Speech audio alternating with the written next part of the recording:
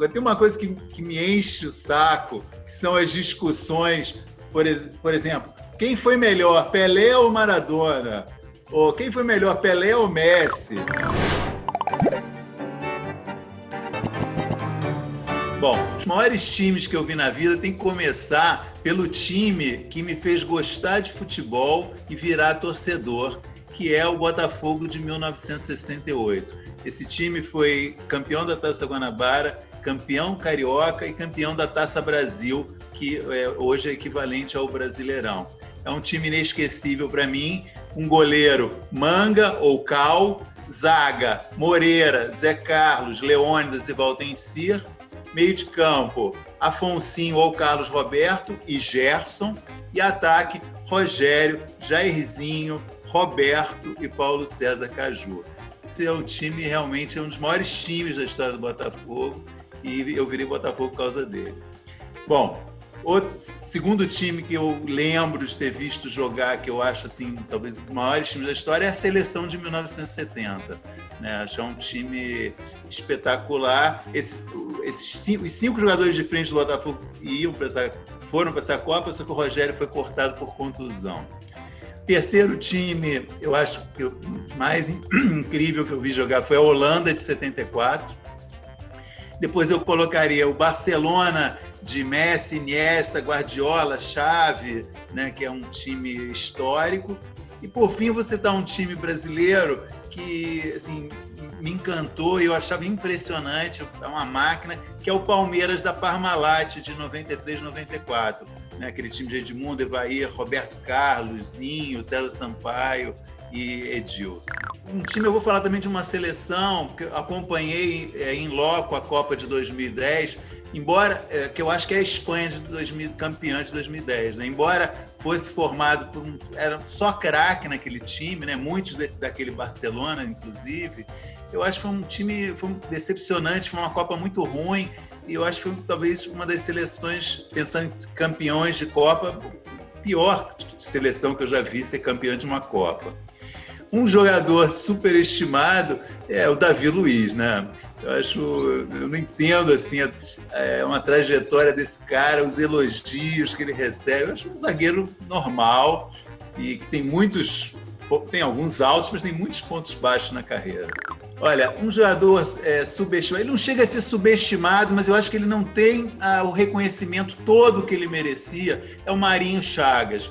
Eu acho que assim, é o segundo maior lateral esquerdo da história do futebol brasileiro, só atrás do Nilton Santos, mas frequentemente ele é colocado numa posição inferior. Eu acho muito injusto, acho um gênio esse cara. O que esse cara fez no futebol é um negócio assim extraordinário. E um time subestimado, eu vou tirar aqui uma sardinha para minha brasa, que é o Botafogo de 1989. Se você olha ele no papel, é um time bem fraquinho realmente, mas foi o time que foi campeão, tirou o Botafogo da fila de 21 anos, e eu acho que ele merece glória. Realmente, se olhar, o craque do time era Paulinho Criciúma, o cara que fez o gol do título, Maurício, o ponto esquerda, Mazolinha, enfim, era um time bem aparentemente fraco, e que foi campeão. O jogo que mais me irritou na vida, eu não vou falar nenhum jogo do Botafogo, embora eu pudesse citar dezenas de jogos do Botafogo, eu vou falar um jogo que realmente eu fiquei furioso, que é aquele Corinthians e Portuguesa na semifinal do Paulista de 1998, que o juiz argentino Castrilli garfou a Lusa de um jeito, assim, que foi um dos maiores roubos da história do futebol. E eu, enfim, torço sempre pelo mais fraco, estava torcendo pela Portuguesa, fiquei revoltado naquele jogo e entendo perfeitamente que até hoje o torcedor da Lusa sinta muita raiva desse juiz e do que aconteceu naquele jogo. Já chorei algumas vezes no futebol, mas a primeira vez que eu lembro é um jogo assim, decisivo para mim, é a final do Campeonato Carioca de 1971. Botafogo ainda era aquele esquadrão que tinha sido bicampeão em 67, 68. Foi para a final, precisava só de um empate contra o Fluminense. Timaço do Botafogo. O time não jogou bem, estava de salto alto. Estava 0-0 até os 41 minutos do segundo tempo. O empate dava o título do Botafogo, tanto que a campanha tinha sido muito melhor que a do Fluminense. e aos 41 minutos, um escanteio, o atacante do Fluminense empurrou o goleiro do Botafogo, Birajara, e o Fluminense fez o gol e foi campeão. Eu lembro que estava no Maracanã com meu pai, eu tinha 10 anos, realmente eu chorei nesse dia e acabou que esse jogo me inspirou. Eu fiz um pequeno livro sobre o Botafogo chamado Dia em que me tornei botafoguense, que eu conto a minha visão, como eu vivi esse dia, e como esse dia foi importante, ainda que de forma trágica, para eu virar botafoguense. Olha, a discussão mais tensa que eu já tive sobre futebol, vou te dizer, eu já nem lembro mais, porque eu parei de discutir sobre futebol há muito tempo, sabe? Tem uma coisa que eu acho que não vale a pena discutir sobre futebol. Essa é a mensagem que eu queria passar aqui nesse quadro. Não vale a pena. Vale a pena conversar, trocar ideia, mas perder amigo, brigar, discutir de futebol, não vale a pena. Tem um comentário que eu sou carioca, mas moro em São Paulo há mais de 30 anos, e tem um comentário que me irrita, que aí é uma coisa de bairrismo mesmo, que quando paulista fala mal da Taça Guanabara, dizendo que é só turno de campeonato. É verdade que hoje em dia está meio desmoralizado tudo, mas até, 5 anos atrás, ainda era uma coisa charmosa a Taça Guanabara. E na origem, a Taça Guanabara era um torneio. Era o torneio que classificava, se não me engano, para a Taça Brasil. Foi isso em 66 e 72. Depois realmente virou o primeiro turno do Campeonato Carioca, mas conservou o charme. Final da Taça Guanabara sempre foi um evento no Rio, levantar aquela taça. Talvez tenha sido uma grande jogada de marketing, mas uma jogada de marketing que funcionou muito bem. E aqui em São Paulo isso sempre foi tratado de forma como um menosprezo. Sempre que aparece final da Taça Guanabara, isso é turno de campeonato que Carioca quer valorizar. De fato, mas foi uma coisa bem sucedida. Hoje, realmente, nada é relacionado a estaduais dá para levar a sério, né? Olha, eu gostaria um dia de sentar numa mesa de bar para tomar uma cerveja, trocar ideia. Eu gostaria muito de conversar com o Afonsinho. Acho que é um cara, assim, do que eu já vi, do que eu leio, que é um cara incrível, uma cabeça muito interessante e muito, muito rico sobre o que ele entende de futebol e sobre a vida, né? Sobre as coisas do mundo. E se pudesse, eu fiquei pensando, eu gostaria de juntar nessa conversa também o Reinaldo, ex-atacante do Atlético, e o saudoso Sócrates. Acho que seria uma reunião com 3 grandes cabeças, 3 craques e 3 grandes cabeças, né, que pensaram o futebol além do campo. Adoraria ter uma conversa com esses 3.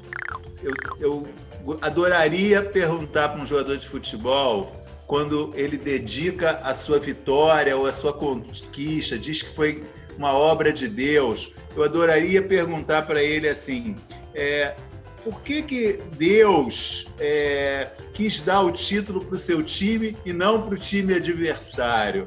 Por que Deus quis dar a vitória para um e não para outra? Essa é uma pergunta que eu gostaria de fazer. Sempre que eu ouço entrevista, tem atleta dizendo que foi Deus que deu essa vitória para o meu time. Tem vários momentos do esporte que eu gostaria de ter presenciado e enfim, que eu não pude, mas eu diria que assim, o momento eu acho mais glorioso que eu imagino, que eu gostaria muito de ter visto, é a final da Copa de 1970, Brasil e Itália, no Estádio Azteca. Acho que é um dos jogos de futebol mais espetaculares que eu já assisti e fico imaginando a alegria de quem viu esse jogo ao vivo. Olha, debater futebol com jovens, eu já estou perto dos 60, é difícil, dá trabalho. Agora, tem uma coisa que me enche o saco, que são as discussões, por exemplo, quem foi melhor, Pelé ou Maradona? Ou quem foi melhor, Pelé ou Messi? Ou quem é melhor, Messi ou Cristiano Ronaldo? Senna ou Schumacher? Eu não tenho paciência para essas discussões. Acho que cada craque, cada gênio do esporte é gênio do esporte à sua maneira, com os seus títulos, os seus números, as suas estatísticas. Acho isso uma bobagem danada, esse tipo de discussão.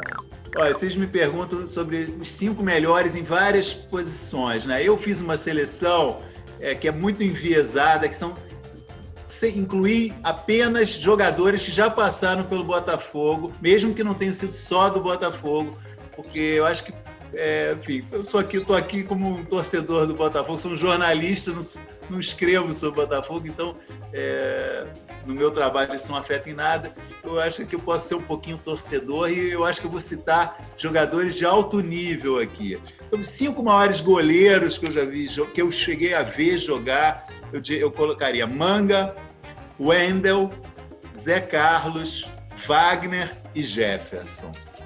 Só goleiro muito bom. Os 5 maiores defensores incluem, claro, né, laterais que eu vi jogar. Eu cito já, como eu já falei antes, Marinho Chagas, Mauro Galvão, Gotardo, Gonçalves e Sandro. Sandro entra pela participação na campanha do Botafogo na Série B. Ele foi um símbolo daquele time e honrou as cores do Botafogo. Olha, para escolher os 5 maiores meias e os 5 maiores atacantes é bem complicado. Vou começar pelos 5 maiores meias, também meio dando um truque aí em posições para encaixar. Gerson, Paulo César, Mendonça, Alemão e Sidor. 5 maiores atacantes que eu vi jogar também não é fácil. Minha seleção inclui Jairzinho, Nilson Dias, Túlio, Dodô e Louco Abreu. Ficou de fora o Roberto, que eu acho que, como já tinha falado dele do time 68, eu tirei para poder incluir o Dodô e o Louco Abreu nessa história. Qual